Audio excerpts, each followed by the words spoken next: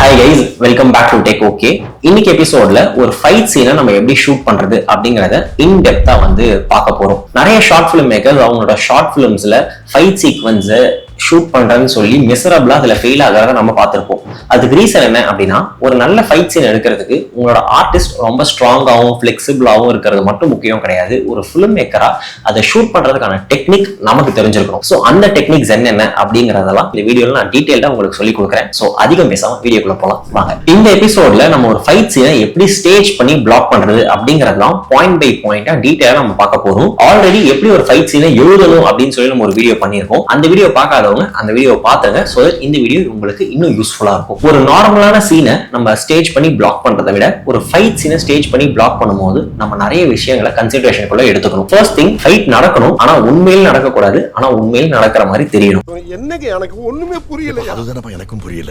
So இதெல்லாம் எப்படி நம்ம புல் ஆஃப் பண்றது அப்படின்னு பாத்தீங்கன்னா, ஃபர்ஸ்ட் பாயிண்ட், சீட்டிங் தி ஹிட்ஸ். படம் ரியலிஸ்டிக்கா வரணும் அப்படின்னு சொல்லி நம்மளால ஆக்டர்ஸை போயிட்டு உண்மையிலேயே நீங்க ஃபைட் பண்ணுங்க, உண்மையிலேயே அவர் ஃபேஸ்ல பஞ்ச் பண்ணுங்கன்னா நம்மளால சொல்ல முடியாது. அப்போ பஞ்ச் பண்ற மாதிரி இருக்கணும், ஆனா அது ஆக்டர்ஸ் மேல படக்கூடாது. அப்போ அது எப்படி நம்ம ரியலிஸ்டிக்கா ஷூட் பண்றது அப்படின்னு பாத்தீங்கன்னா, ஸ்டார்ட்ஸ் வித் லென்ஸோட சாய்ஸ். என்ன மாதிரியான சாய்ஸ் ஆஃப் லென்ஸ்ல நீங்க போறீங்கன்றது ரொம்ப ரொம்ப முக்கியம். இந்த மாதிரியான ஃபைட் சீக்வன்ஸை சீட் பண்றதுக்கு இருக்கக்கூடிய ஒரு லென்ஸ் தான் white lens. White lens use பண்ணும்போது என்ன ஆகும்னு பாத்தீங்கன்னா, ரெண்டு சப்ஜெக்ட் நடுவுல இருக்கக்கூடிய டிஸ்டன்ஸ் பாத்தீங்கன்னா ஃப்ரேம்ல சின்னதா தெரியும். நீங்க ஒரு க்ளோஸ் அப்ல வைக்கிறத விட ஒரு வைட்ல காட்டும் போது ஒரு ரெண்டு சப்ஜெக்ட் நடுவுல இருக்கக்கூடிய கேப் பாத்தீங்கன்னா ரொம்ப சின்னதா தெரியும். சோ அது மூலமா உங்களோட ஆக்டர்ஸ் விக்டிம் அடிக்கும் போது அவங்க மேல படாம ஆனா ஃப்ரேம்ல பாக்குறதுக்கு பட்ட மாதிரியான ஒரு எஃபெக்ட் நம்மளால கிரியேட் பண்ண முடியும். ஆனா வெறும் வைட் லென்ஸ் மட்டும் யூஸ் பண்ணா போதுமா, இதை நம்மளால புல் ஆஃப் பண்ண முடியுமான்னு கேட்டீங்கன்னா நோ. அதை விட ரொம்ப முக்கியமான விஷயம் பொசிஷன் ஆஃப் யுவர் கேமரா. உங்களோட கேமராவை நீங்க எங்க பொசிஷன் பண்றீங்க அப்படிங்கிறது ரொம்ப முக்கியமான ஒரு விஷயம். உங்களோட இந்த மாதிரியான சீட் பண்ற ஷாட்ஸ்க்கு நம்ம பெஸ்டா நமக்கு ஒரு பொசிஷன் பண்ணணும் அப்படின்னா அதுக்கான இடம் எங்க அப்படின்னு பாத்தீங்கன்னா, விக்டிமோட ஹெட்டுக்கு பின்னாடி பிளேஸ் பண்றது. ஏன் விக்டிமோட ஹெட்டுக்கு பின்னாடி வைட் லென்ஸை வச்சு நம்ம பிளேஸ் பண்ணணும் அப்படின்னு பாத்தீங்கன்னா, அப்படி பிளேஸ் பண்றப்போ உங்களோட ஹீரோ கையில அடிக்கிறாரு அப்படின்னா அவரோட கை விக்டிமோட ஃபேஸ்க்கு முன்னாடி இருக்கும். சோ தட் கை ஆக்சுவலா பாத்தீங்கன்னா ஃப்ரேம்ல தெரியாது. சோ ஃப்ரேம்ல ஃபேஸ்ல அடிச்ச மாதிரியே இருக்கும், பட் ஆக்சுவலா அவர் அடிச்சிருக்க மாட்டாரு.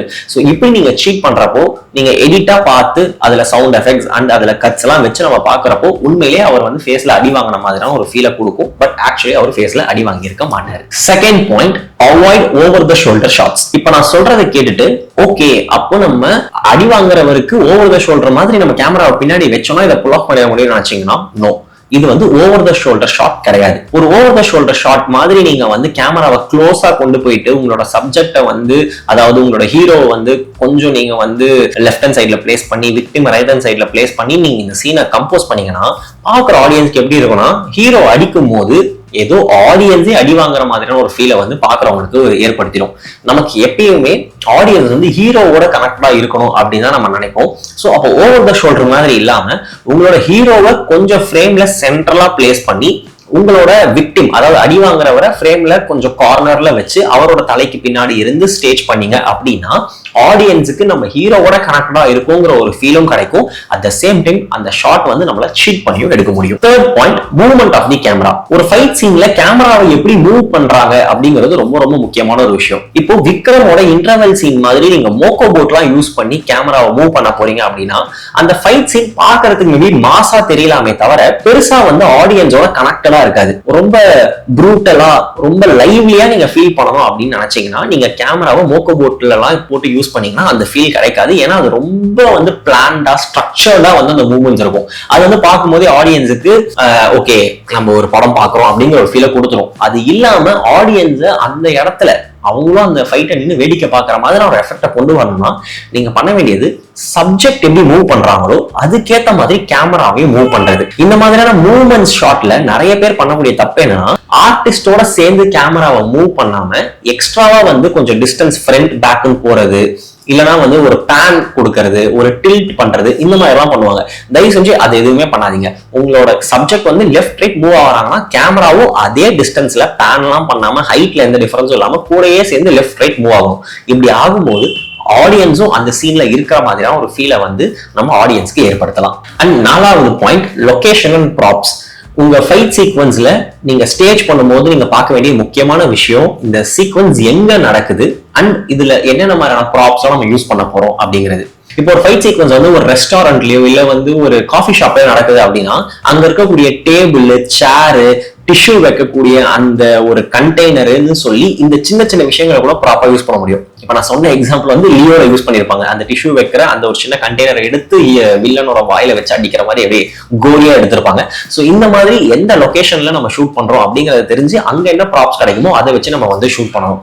இப்போ நீங்க ஒரு ஜிம்ல ஷூட் பண்றீங்க ஒரு ஃபைட் சீனை அப்படின்றப்போ அங்க இருக்கக்கூடிய டம்பிள்ஸ் யூஸ் பண்ணலாம், இல்லைன்னா லிஃப்ட் பண்ற ராடை யூஸ் பண்ணலாம், அங்க இருக்கக்கூடிய அந்த ஜிம்னாஸ்டிக்காக யூஸ் பண்ணக்கூடிய பால்ஸா இருக்கட்டும். சோ இந்த மாதிரியான விஷயங்கள்லாம் வச்சு நம்ம ஒரு ஃபைட் சீக்வன்ஸ் வந்து கிரியேட் பண்ண முடியும். இல்ல இதே வந்து ஒரு ஸ்ட்ரீட்ல நடக்குது இந்த ஃபைட் அப்படின்னா அங்க இருக்கக்கூடிய பைக்கு, ரோட்ல என்ன கிடைக்குமோ ஒரு பலகை, செங்கல், இந்த மாதிரியான சின்ன சின்ன விஷயங்கள் ரோட்ல என்ன இருக்குமோ அதை வச்சு நேச்சுரலா பில்ட் பண்றது அப்படின்னு சொல்லி ஒரு ஃபைட் சீக்வன்ஸ் எங்க நடக்குது அப்படிங்கறத வச்சு அந்த சீனுக்குள்ள ஸ்டேஜிங்கா என்னென்ன பண்ண முடியும் அப்படிங்கிற ஆப்பர்ச்சுனிட்டிஸ் எல்லாம் என்னென்ன இருக்குங்கிறத பாருங்க. Next point, fight on the floor. ஒரு சண்டை முடிய போற தருவாய்க்கு வந்துருச்சு அப்படிங்கறத நம்ம எப்படி கண்டுபிடிக்கலாம் அப்படின்னா ஏதாச்சும் ஒரு கேரக்டர் வந்து பாத்தீங்கன்னா தரையில விழுந்துருவாங்க, அந்த ஃபைட் வந்து தரைக்கு போயிடும். சோ தரையில நடக்கிற ஃபைட்டை வந்து பாத்தீங்கன்னா ஸ்டேஜ் பண்றது ரொம்ப இன்ட்ரெஸ்டிங்கான ஒரு சீக்வன்ஸா இருக்கும். ஏன்னா ரெண்டு விஷயம் அங்க நீங்க ரொம்ப முக்கியமா நோட் பண்ணணும்.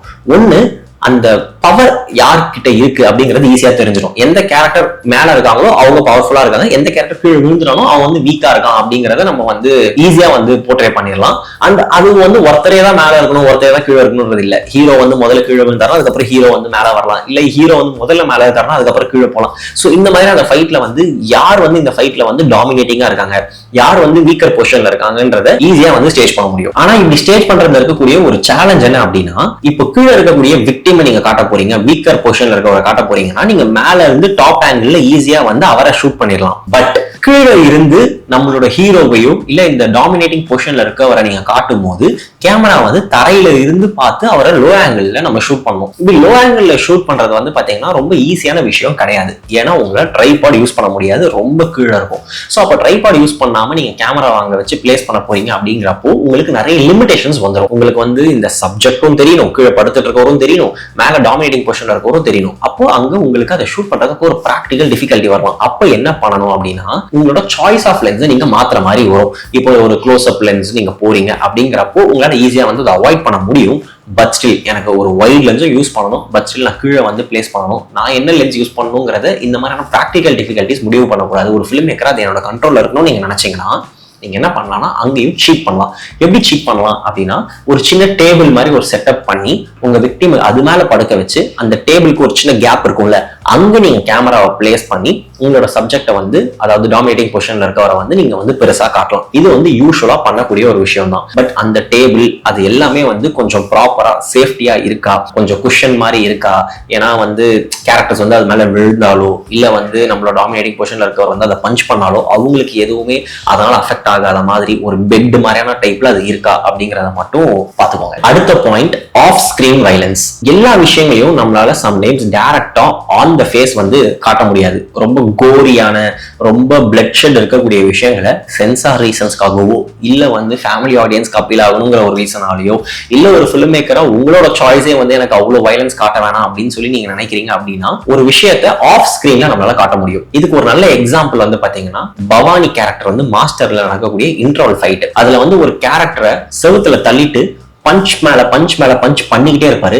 ஆனா அந்த கேரக்டர் அடி வாங்குற கேரக்டரை காட்டாம ஜஸ்ட் பவானி கேரக்டரை மட்டும் காட்டுவாங்க. இந்த மாதிரியான சீக்வன்ஸ் வந்து ரொம்ப பவர்ஃபுல்லான ஒரு சீக்வன்ஸ். இதை நீங்க காட்டும் போது என்னெல்லாம் இதுல உங்களால புல் ஆஃப் பண்ண முடியுது அப்படின்னு பாத்தீங்கன்னா ஃபர்ஸ்ட் திங், உங்களோட அடிக்கிற கேரக்டர் டாமினேட்டிங் பொசிஷன்ல இருக்க கேரக்டர் எவ்வளவு பவர்ஃபுல்லுங்கிறது மட்டும் இல்லாம அவர் அந்த இடத்துல என்ன ஃபீல் பண்றாருங்கிற அவரோட எமோஷன்ஸுமே வந்து பாத்தீங்கன்னா பயங்கரமா வந்து உங்களோட ஆடியன்ஸ்க்கு கன்வே பண்ண முடியும். சோ யூசுவலா இந்த மாதிரியான சீன்ஸை வந்து ஷூட் பண்ணும்போது என்ன பண்ணுவாங்கன்னா ஹை லெவல்ல வந்து கேமராவை பிளேஸ் பண்ணி இன்னொரு சப்ஜெக்டை வந்து காட்டாம ஜஸ்ட் டாமினேட்டிங் பொசிஷன்ல இருக்கிறவரை மட்டும் காட்டுவாங்க. அவர் வந்து பஞ்ச் பண்றதோ இல்ல வந்து பயங்கரமா அடிக்கிறதோ எதுனாலும் வந்து அவரோட சைட்ல இருந்து மட்டும் நமக்கு தெரியும். இதை வந்து தரையில படுக்க வச்சு தரையில வந்து ஹீரோ வந்து வில்லன் ஃபேஸ பஞ்ச் பண்றாரு அப்படிங்கிறதுக்குமே வந்து நீங்க வந்து அங்க வந்து வேற ஒரு பொசிஷன் மாதிரி வச்சு நீங்க அதுல பஞ்ச் பண்ற மாதிரி காட்டலாம். நீங்க வந்து நிறைய ஷார்ட் பிலிம் மேக்கர்ஸ் பண்ணக்கூடிய தப்பே என்ன அப்படின்னு பாத்தீங்கன்னா சும்மா காத்துலயே அடிக்க சொல்லுவாங்க. சோ அப்படி அடிக்க சொல்லும்போது என்ன ஆகும்னா அந்த இம்பாக்டே இருக்காது. சும்மா நான் காத்த குத்துறதுக்கும் என் கையை வச்சு சும்மா இப்படி குத்துறதுக்கும் ஒரு சின்ன டிஃபரன்ஸ் இருக்குல்ல, அது ஸ்கிரீன்ல வந்து ஆப்வியஸா தெரியும். ஸோ எப்பயுமே சீட் பண்றது கூட கொஞ்சம் லாஜிக்கலா நம்ம சீட் பண்ணணும். ரொம்ப ஓவர் த டாப் போயிட்டாலும் நம்ம மாட்டிப்போம். அண்ட் அடுத்த point cutting on the impact. Editor மைண்ட்ல வச்சு ஷூட் பண்றதுங்கிறது ரொம்ப ரொம்ப முக்கியமான விஷயம். ஒரு சின்ன எக்ஸாம்பிள் எடுத்துப்போம். இப்போ நம்மளோட வில்லன் வந்து கீழே படுத்துட்டு இருக்காரு, ஹீரோ வந்து நின்றுட்டு இருக்காரு. ஹீரோ வந்து வில்லனை வந்து கால்லயே வந்து கிக் பண்றாரு, ஒரு 3 தடவை கிக் பண்றாருன்னு வச்சுப்போம். இப்போ இந்த ஷாட்டை நம்ம எப்படி காட்ட போறோம்? நீங்க ஒரு 2 ஷாட் மாதிரி காட்டணும், 2 சப்ஜெக்ட் சேர்த்து காட்டணும் அப்படின்னு நினைச்சீங்கன்னா உங்களோட கேரக்டர் ஆக்சுவலா வந்து அந்த இன்னொரு கேரக்டர் கிக் பண்ணணும். அப்பதான் பார்க்க ரியலிஸ்டிக்கா தெரியும். அப்படி பண்ணணும்ன்ற அவசியம் கிடையாது. ஏன்னா நான் சொன்ன மாதிரி பண்ணணும் அப்படின்னா ஆக்சுவலா ஒருத்தர் அடி வாங்கணும்.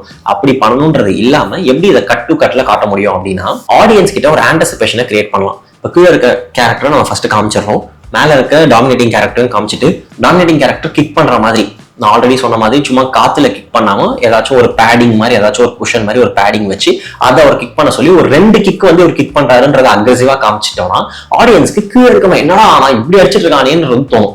அப்ப நீங்க கட் பண்ணி கீழே இருக்கிறவரை தேர்ட் கிக்ல மட்டும் நம்ம கீழே இருக்கவரை காட்டும் போது அவர் சின்னதா அடி வாங்கினா ஒரு சின்ன ரீகாயில் இருக்கும்ல, அந்த ரீகாயில மட்டும் நம்ம அவர்கிட்ட அந்த மூவ்மெண்ட்ல நம்ம காமிச்சிட்டோம் அப்படின்னா உங்களுக்கு வந்து பார்க்கும்போது அது ரியலிஸ்டிக்கா வந்து ஃபீல் ஆகும். இதெல்லாமே ஷூட் பண்றப்போ வந்து பாத்தீங்கன்னா உங்களுக்கு என்னடா இது கரெக்டா வர மாதிரியே தெரியலையே, எல்லாமே வந்து ரொம்ப அமைச்சரா இருக்க மாதிரி இருக்கும், இல்ல வந்து ஆக்சுவலா இவங்க ஃபைட் பண்ணாத மாதிரி இருக்கும்னு சொல்லி உங்களுக்கு ஃபீல் ஆகலாம். பட் இதெல்லாமே கரெக்டா நீங்க வந்து ஷூட் பண்ணி எடிட் பண்ணி அதுக்கான வேலைகளை நீங்க போஸ்ட் ப்ரொடக்ஷன்ல பார்க்கும்போது உங்களுக்கு அவுட்புட் வந்து பாத்தீங்கன்னா நீங்க நினைச்ச மாதிரி கிடைக்கும். லாஸ்ட் பாயிண்ட் வந்து the moment of victory or the moment of defeat. உங்களோட சப்ஜெக்ட் ஹீரோ இங்க வின் பண்றாரா லூஸ் பண்றாரா அப்படிங்கறத நம்ம ரொம்ப ஸ்ட்ராங்கா காட்டணும். ஒரு ஃபைட் எப்படி முடிய போகுது, அந்த முடியும் போது உங்களோட கேரக்டர் டாமினேட்டிங் பொசிஷன்ல இருக்காங்கன்னா அதை நம்ம எப்படி ஸ்டேஜ் பண்ண போறோம், கொஞ்சம் மாசா ஹீரோயிசமா நீங்க அங்க பண்ண போறீங்களா இல்ல வந்து அதை ரியலிஸ்டிக்கா பண்ண போறீங்களா அப்படிங்கிற கால்லாம் தாண்டி பாக்குற ஆடியன்ஸ்க்கு அது கன்வே ஆகுதாங்கிறது ரொம்ப ரொம்ப முக்கியமான ஒரு விஷயம். சோ ஒரு ஃபைட் முடிஞ்சதுக்கு அப்புறமா உங்களோட ஹீரோ என்ன பண்ணிட்டு இருக்காரு, அவர் இப்போ அடி வாங்கி கூனி குறுகி படுத்துக்கிட்டு இருக்காருன்னா அவர் வந்து தோத்துட்டாருன்ற மாதிரி இருக்கும். இல்ல அவர் வந்து ஜெயிச்சிட்டாரு அப்படின்னா வந்து எல்லாரையும் படுக்க போட்டு அவர் மேல ஏறி உட்கார போறாரா கத்தியில நடக்கிற மாதிரி, இல்ல வந்து ஒரு மாஸ்டர் ஃபைட் சீக்வன்ஸ்ல எல்லாத்தையும் அடிச்சுட்டு எல்லாரும் தரையில படுத்துட்டு இருப்பாங்க, இவர் சேர்ல உட்காந்துட்டு இருப்பாரு. சோ இந்த மாதிரியான ஸ்டேஜிங் மூலியமா இந்த கேரக்டர் இப்ப வின் பண்ணிட்டாங்க அப்படிங்கறத நீங்க ஆடியன்ஸ்க்கு எப்படி கன்வே பண்ண போறீங்க அப்படிங்கறதும் ஒரு முக்கியமான விஷயம். இதெல்லாமே ஸ்டேஜிங் அண்ட் பிளாக்கிங்ல. இதை தாண்டி போஸ்ட் ப்ரொடக்ஷன்ல என்னென்ன பண்ண போறீங்க அப்படின்னு பாத்தீங்கன்னா ஃபர்ஸ்ட் எடிட் பண்றப்போ எந்த மிஸ்டேக்கும் தெரியாத மாதிரி அந்த இம்பாக்ட் மட்டும் ஆடியன்ஸ்க்கு கன்வே ஆகிற மாதிரி எடிட் பண்ணணும். ஃபைட் சீக்வன்ஸ்க்கு நிறைய ஷூட் பண்ணி எடுத்துட்டு வாங்க, கவரேஜ் நிறைய பண்ணுங்க, வேற வேற ஆங்கிள் வேற வேற ஷார்ட்ஸ் நிறைய இருந்தாதான் எடிட்ல வந்து நிறைய கட்ஸ் வச்சு நம்மளால வந்து அந்த சீனை வந்து பேக் பண்ண முடியும். அந்த ரிதமை பிடிக்கிறதுங்கிறது ரொம்ப முக்கியம். ஸோ அந்த ரிதமை மேட்ச் பண்றது ரொம்ப முக்கியம். அண்ட் சவுண்ட் எஃபெக்ட்ஸ் ரொம்ப ரொம்ப முக்கியமான ஒரு விஷயம். லோகேஷ் கனகராஜ் இதை பத்தி வந்து நிறைய இன்டர்வியூஸ்லயும் வந்து பேசியிருப்பாரு. அவர் ஒவ்வொரு படத்துலயும் எப்படி வந்து அந்த சவுண்ட் எஃபெக்ட்ஸ்க்கான மெட்டீரியலை வந்து ஒரு வேற யூஸ் பண்ணாரு. ரீசெண்டா வந்து பாத்தீங்கன்னா விக்ரமுக்குலாம் வந்து மீட் யூஸ் பண்ணியிருப்பாரு, லைக் ஆட்டுக்கறி மாட்டுக்கறி அந்த மாதிரியான கறிகளை வந்து குத்தும் போது அது மனுஷனை குத்துற ஒரு ஃபீல் கொடுக்கும் அந்த சவுண்ட் எஃபெக்ட் அப்படின்ற மாதிரி சொல்லியிருப்பாரு. ஸோ அந்த சவுண்ட் எஃபெக்ட்ஸ் நீங்க கரெக்டா யூஸ் பண்றீங்களா, அண்ட் அடி வாங்குறவங்களோட அந்த கத்துற அப்படிங்கிற சவுண்ட் எஃபெக்ட்ஸ் இருக்குல்ல, ஸோ அதுவும் ரொம்ப முக்கியம். அண்ட் உங்களோட மெயின் கேரக்டர்ஸ் பிரீத் பண்றது கூட வந்து பாத்தீங்கன்னா ரொம்ப முக்கியம். ஸோ சவுண்ட்ல வந்து பாத்தீங்கன்னா 50% ஆஃப் த ஃபைட் வந்து சவுண்ட்ல இருக்குன்னு சொல்லுவாங்க. உங்களுக்கு அதுல பெருசா எக்ஸ்பீரியன்ஸ் இல்லைன்னா கூட அதுல எக்ஸ்பீரியன்ஸ் இருக்க ஆட்களோட வந்து நீங்க கொலாபரேட் பண்றது ரொம்ப முக்கியம். And collaborating with the experts அப்படின்னு சொல்றப்போ ஃபீச்சர் ஃபிலிம்ஸ்ல கூட வந்து பாத்தீங்கன்னா உங்களுக்கு ஸ்டன்ட் சீக்வன்ஸை டைரக்ட் பண்றதுக்குன்னு சொல்லி தனியா வந்து ஸ்டன்ட் மாஸ்டர்ஸ் இருப்பாங்க. அவங்க தான் வந்து ஃபைட் சீக்வன்ஸை கொரியோகிராஃப் பண்றதா இருக்கட்டும் இல்ல அதெல்லாம் டைரக்ட் பண்றதா இருக்கட்டும் அவங்க தான் பண்ணுவாங்க. ரீசன் என்ன அப்படின்னா அதுக்கு தனியா வந்து ஒரு பெரிய எக்ஸ்பர்டைஸ் வந்து தேவைப்படுது. இப்போ நான் சொன்ன இந்த எல்லா பாயிண்ட்ஸுமே கூட வந்து பாத்தீங்கன்னா நீங்க இதெல்லாமே ட்ரை பண்ணாலுமே இதை ப்ராப்பரா பண்ணக்கூடிய ஸ்டண்ட் மாஸ்டர்ஸோட சேர்ந்து கொலாபரேட் பண்ணும்போது உங்களால பெட்டரான ஒரு ரிசல்ட்டை வந்து பாத்தீங்கன்னா புல் ஆஃப் பண்ண முடியும் அப்படிங்கிறது தான் உண்மையான விஷயம். ஸோ இதை தாண்டி போஸ்ட் ப்ரொடக்ஷன்ல வந்து பாத்தீங்கன்னா நீங்க வந்து ஒரு சில ஷார்ட்ஸை வந்து கொஞ்சம் ஸ்பீட் அப் பண்ணலாம், ஒரு சில ஷார்ட்டை ஸ்லோ மோஷன்ல காட்டலாம். இந்த மாதிரியெல்லாம் கொஞ்சம் ஏதாச்சும் நீங்க வந்து போஸ்ட் ப்ரொடக்ஷன்ல பண்ணி உங்களோட ஃபைட் சீக்வன்ஸை இன்னும் கொஞ்சம் பெட்டரா வந்து உங்களால பூஸ்ட் பண்ண முடியும். ஆரல்ஸ் நீங்க என்ன பண்ணலாம்னா ஒரு சின்னதா ஷேக் எஃபெக்ட்லாம் கொடுக்கலாம். நீங்க ரொம்ப வந்து ஸ்டெடியா வந்து ஷூட் பண்ணிட்டீங்க ஃபைட் சீக்வன்ஸ், ஆனால் அது பார்க்க வந்து கொஞ்சம் நேச்சுரலா இல்லை அப்படின்னா சின்னதா வந்து ஒரு ஷேக்கி எஃபெக்ட் கொடுத்து நீங்க வந்து போஸ்ட் ப்ரொடக்ஷன்ல அதை இன்னும் கொஞ்சம் ரியலிஸ்டிக்கா மாத்தலாம். இந்த மாதிரி போஸ்ட் ப்ரொடக்ஷன் எடுத்துக்கோனா அதுல டீட்டெயிலா நிறைய விஷயங்கள் இருக்கு. ஸோ இந்த எபிசோட்ல ஒரு ஃபைட் சீக்வன்ஸை ஸ்டேஜ் பண்ணி பிளாக் பண்றதுல என்னென்ன மாதிரியான முக்கியமான பாயிண்ட்ஸ் அப்படிங்கறது எல்லாமே நம்ம சொல்லியிருப்போம். இதுல முக்கியமான விஷயங்கள் என்னென்னா நீங்களோட lens choice, position of your camera and அந்த இம்பாக்டிங் நீங்கள் யூஸ் பண்ணக்கூடிய அந்த குஷன், அந்த பேடிங், அது ரொம்ப முக்கியம். அண்ட் எப்படி நீங்கள் கட் டு கட் போக போறீங்க அப்படிங்கிறது முக்கியம். ஸோ இந்த மாதிரியான டீட்டெயில்டான நிறைய விஷயங்கள் இந்த வீடியோவில் நீங்கள் பார்த்துருப்பீங்க. ஸோ இந்த வீடியோ உங்களுக்கு யூஸ்ஃபுல்லாக இருந்திருக்கும்னு நம்புறேன். இந்த மாதிரி இன்னும் நிறைய கண்டென்ட் நீங்கள் டேக் ஓகேல பார்க்கணும்னு ஆசைப்பட்டீங்கன்னா மறக்காம நம்ம சேனலை வந்து சப்ஸ்கிரைப் பண்ணி வச்சுக்கோங்க. இதே மாதிரியான ஃபில்ம் மேக்கிங் கண்டென்ட்டோட நான் உங்களை வந்து மீட் பண்ணுறேன். Until then, Tata, bye bye.